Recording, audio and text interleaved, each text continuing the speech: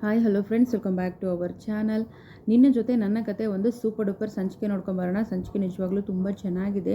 ಏನಂತಂದರೆ, ನೋಡು ದೇವಯಾನಿ, ನಿನ್ನ ಹತ್ರ ನಾನೊಂದು ವಿಷಯ ಕೇಳ್ತೀನಿ, ನೀನು ಅದಕ್ಕೆ ಸರಿಯಾಗಿ ಉತ್ತರವನ್ನು ಕೊಡಬೇಕು ಅಂತ ಹೇಳಿ ನಮ್ಮ ಶ್ರವಣ್ ಅವರು ಕೇಳ್ತಾರೆ. ಹಾಂ ಬಾವ, ಹೇಳಿ ಬಾವ, ಈಗ ನೀವೇನು ಪ್ರಶ್ನೆ ಕೇಳಿದ್ರು ನಾನು ಹೇಳ್ತೀನಿ. ಯಾಕಂದರೆ ಅಂಜು ಮದುವೆ ಆಗೋದೇ ನನಗೆ ಬಹಳ ಮುಖ್ಯ ಆಗಿತ್ತು. ಅಂತೂ ಇಂತೂ ಅಂಜು ಮದುವೆ ಆಯ್ತಲ್ವಾ, ನೀವೇನು ಕೇಳಿದ್ರು ಹೇಳ್ತೀನಿ ಅಂತ ಹೇಳ್ಬಿಟ್ಟು ನಾಟಕ ಆಡೋಕ್ಕೆ ಶುರು ಮಾಡ್ತಾಳೆ.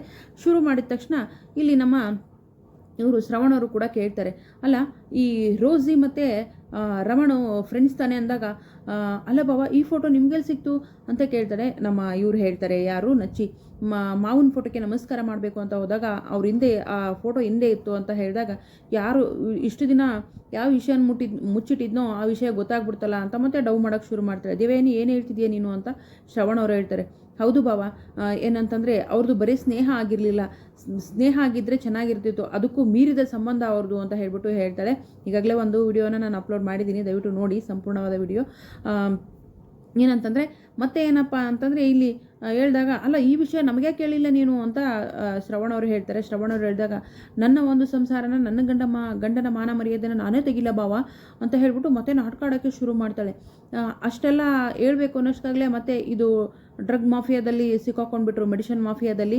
ಸೊ ಇನ್ನೇನು ಮಾಡೋದು, ಅಷ್ಟೊತ್ತಿಗೆ ರಮಣ್ಣನು ಕೂಡ ಸತ್ತು. ಆಮೇಲೆ ಈ ಡೈಸಿ ನನಗೆ ಇವಳು ಹೇಳ್ತಾ ಇದ್ಲು ನನಗೆ, ರೋಸಿ ಏನು ಹೇಳ್ತಾ ಇದ್ಲು ಅಂತಂದರೆ, ನೀನು ತಾಳಿ ಕಟ್ಕೊಂಡವನು ಹೆಂಡತಿ ಆಗಿದೆಯಾ, ನಾನು ತಾಳಿ ಕಟ್ಕೊಳ್ಳಾರ್ದೆ ಅವನು ಹೆಂಡತಿಯಾಗಿ ಸಂಸಾರ ಮಾಡ್ತೀನಿ, ನೋಡ್ತಾ ಇರು ಅಂತ ಹೇಳಿ ಈ ಥರ ಎಲ್ಲ ಹೇಳ್ತಾ ಇದ್ಲು. ಅಷ್ಟೊತ್ತಿಗಾಗಲೇ ಏನೆಲ್ಲ ಅನಾಹುತ ಆಯಿತು ಅಂತ ನಿಮಗೆ ಗೊತ್ತು. ಆ ಶ್ರವಣ್ಣನ ಸುಮ್ಮನೆ ಬಿಡೋದಿಲ್ಲ, ಶ್ರವಣ್ ಕುಟುಂಬನೂ ನಾನು ಸುಮ್ಮನೆ ಬಿಡೋದಿಲ್ಲ ಅಂತ ನನ್ನ ಮುಂದೆ ಹೇಳಿದ್ಲು ಬಾವ ಅಂತ ಹೇಳ್ಬಿಟ್ಟು ಸುಳ್ಳುಗಳನ್ನು ಹೇಳ್ತಾಳೆ. ಅಂದರೆ ತಾನು ಮಾಡಿರೋ ತಪ್ಪುಗಳನ್ನೆಲ್ಲ ಅದ್ಯಾರೋ ಇಲ್ದಿರೋ ರೋಸಿನ ಕ್ರಿಯೇಟ್ ಮಾಡಿದ್ದಾರೆ. ಆ ರೋಸಿನೋ ಆ ರೋಜಿನ ಏನಪ್ಪ ಅಂತಂದರೆ ಮೇಲೆ ಎತ್ತಾಗ್ತಾ ಇದ್ದಾಳೆ. ಅಂದರೆ ನನ್ನ ಗಂಡನೂ ಹಿಂಗಾಯಿತು, ನಾನು ಏನಂತಂದರೆ ನಿನ್ನನ್ನು ಬಿಡಲ್ಲ, ಆ ಶ್ರವಣ್ ಕುಟುಂಬನೂ ಸರ್ವನಾಶ ಮಾಡ್ತೀನಿ ಅಂತ ಹೇಳಿದ್ಲು ಅಂತ ಹೇಳ್ಬಿಟ್ಟು ಒಂದು ದೊಡ್ಡ ಕತೆ ಕಟ್ತಾಳೆ.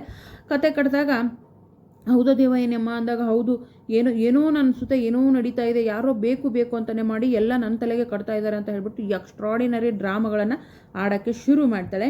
ಬಟ್ ಇದನ್ನೆಲ್ಲ ಶ್ರವಣ್ ಕೇಳ್ತಾನೆ, ಆದರೆ ಅಜಿತ್ ಕೇಳ್ತಾನೆ, ಈ ಭೂಮಿ ಬೇರೆ ಸುಮ್ಮನೆ ಇರೋದಿಲ್ಲ. ಹೌದು ದೇವಯ್ಯನಿಯಮ್ಮ, ಯಾರೋ ನಮ್ಮ ಮನೆ ಮೇಲೆ ಕಣ್ಬಿದ್ದಿದೆ, ನಮ್ಮಮ್ಮನಿಗೂ ಕೂಡ ಹಾಗೆ ಮಾಡೋದ್ರಲ್ವಾ, ಅದು ಅಂಜು ಮದುವೆ ನಡೀತಿರ್ಬೇಕಾದ್ರೆ ಈ ರೀತಿ ಮಾಡಿದಾರಂದ್ರೆ ಯಾರೋ ಬೇಕು ಅಂತಲೇ ಮಾಡ್ತಿದ್ದಾರ ಅಲ್ವಾ ದೊಡ್ಡ ಸಾಹೇಬ್ರೆ ಅಂತ ಹೇಳಿ ಹೇಳ್ತಾರೆ. ಸೊ ಇದನ್ನೆಲ್ಲ ಕೇಳ್ಬಿಟ್ಟು, ಸರಿ ನೋಡಿ ನೀವಿನ್ನು ಹೊರಡಿ, ಇವ್ರನ್ನ ನಾನು ಏನಪ್ಪ ಅಂತಂದರೆ ಅವ್ರಿಗೆ, ಯಾಕಂದರೆ ಸಂಡೇ ಆಗಿರೋದ್ರಿಂದ ಅವತ್ತು ಕೋರ್ಟ್ಗೆ ಪರ್ಮಿಷನ್ ಇರೋದಿಲ್ಲ, ಸಾಂತ್ವನ ಕೇಂದ್ರದಲ್ಲಿ ಬಿಡ್ತಾರೆ. ಸಾಂತ್ವನ ಕೇಂದ್ರಕ್ಕೆ ಬಿಡ್ತೀನಿ ಅಂದಾಗ, ಸಾಂತ್ವನ ಕೇಂದ್ರನ ಯಾಕೆ ಅಂತ ಕೇಳಿದಾಗ, ಇವತ್ತು ಕೋರ್ಟ್ ಹಾಲಿಡೇ ಇರುತ್ತೆ ಹಾಗಾಗಿ ಅಂತ ಹೇಳ್ತಾರೆ. ಅಂತೂ ಇಂತೂ ದೊಡ್ಡ ಖತರ್ನಾಕ್ ಕತೆನೇ ಕಟ್ಟಿದ್ದಾಳೆ. ಈ ಭೂಮಿ ಬೇರೆ ಸುಮ್ಮನೆ ಇರೋದಿಲ್ಲ ರೀ, ಹೋಗಿ ಬಂದು ಏನು ಮಾಡ್ತಾಳೆ, ದೊಡ್ಡ ಸಾಹೇಬ್ರೆ ಪ್ಲೀಸ್ ದೊಡ್ಡ ಸಾಹೇಬ್ರೆ, ದೇವಯಾನಿ ಅಮ್ಮನ ಬಿಡಿಸ್ಬಿಡಿ ದೊಡ್ಡ ಸಾಹೇಬ್ರೆ ಅಂತ ಹೇಳಕ್ಕೆ ಹೋಗ್ತಾಳೆ. ಬೇಲ್ ಕೊಡಿಸಿ ಅಂತ ಹೇಳಕ್ಕೆ ಹೋಗ್ತಾಳೆ. ಏನು ಹೇಳ್ತಿದೀಯ ಭೂಮಿ ನೀನು, ಏನಾಗಿದೆ ನಿನಗೆ, ನನ್ನ ಸೇರ್ದನ ಕೊಲೆ ಮಾಡೋಕೆ ನೋಡಿದವ್ರಿಗೆ, ನನ್ನ ಮಗಳನ್ನ ನನ್ನಿಂದ ದೂರ ಮಾಡಿದವ್ರಿಗೆ ಬೇಲ್ ಕೊಡಿಸು ಅಂತ ಹೇಳ್ತಿದ್ಯಲ್ಲ, ಹೇಗೆ ಅನಿಸ್ತಿದೆ ನಿನಗೆ ಅಂತ ಹೇಳಿ ಬೈಯಕ್ಕೆ ಶುರು ಮಾಡ್ತಾರೆ ಭೂಮಿಗೆ. ಭೂಮಿ ಇದ್ದವಳು, ಅವರು ಆರೋಪಿ ಅಷ್ಟೇ, ಅಪರಾಧಿ ಅಲ್ವಲ್ಲ ದೊಡ್ಡ ಸಾಹೇಬ್ರೆ ಅಂತ ಹೇಳ್ಬಿಟ್ಟು ಈ ಭೂಮಿ ಯಾಕೋ ಜಾಸ್ತಿನೇ ತಲೆ ಆಗ್ತಾ ಇದ್ದಾಳೆ. ದೇವಯಾನಿ ಅಮ್ಮ ಪಾಪ ಹಾಗೆ ಹೀಗೆ ಸೂಕ್ಷ್ಮ ಸ್ವಭಾವ ಅಂತ ಹೇಳ್ತಾಳೆ. ಈ ಕಡೆ ಮನೆಯಲ್ಲಿ ಕೂಡ ಎಲ್ರಿಗೂ ಶಾಕ್ ಆಗುತ್ತೆ. ನನ್ನ ತಮ್ಮ ರಮಣ ಆ ರೀತಿ ಮಾಡೋಕ್ಕೆ ಸಾಧ್ಯನೇ ಇಲ್ಲ ರೀ ಅಂತ ಸಂಗೀತ ಕೂಡ ಹೇಳ್ತಾಳೆ. ಯಾರಿಗೆ, ರಾಮ್ ಅವ್ರಿಗೆ.